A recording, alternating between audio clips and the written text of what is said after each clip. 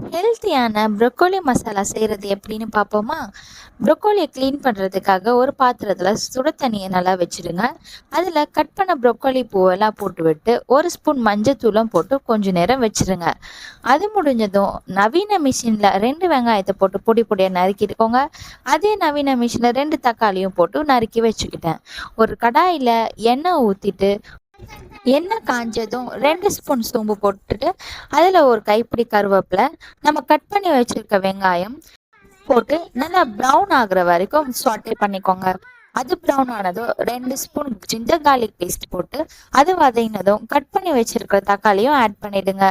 இதெல்லாம் நல்லா சாட்டே ஆனதும் 1 ஸ்பூன் மஞ்சத்தூள், 1 ஸ்பூன் குழம்பு மிளகாய் தூள் போட்டு 1 ஸ்பூன் கரம் மசாலாவும் போட்டு நல்லா வதக்கி விட்டுருங்க. இதெல்லாம் வதங்கினதும் தேவையான உப்பு போட்டு 1/4 டம்ளர் தண்ணி ஊற்றி கொஞ்சம் கொதிக்க வச்சிருங்க. கட் பண்ணி வச்சிருக்க ப்ரொக்கோலி பூவும் போட்டு நல்லா வதக்கி விட்டுருங்க. 5 மினிட்ஸ்க்கு தட்டு போட்டு மூடிட்டு கலரி விட்டிங்கன்னா ஹெல்த்தியான ப்ரொக்கோலி மசாலா ரெடி.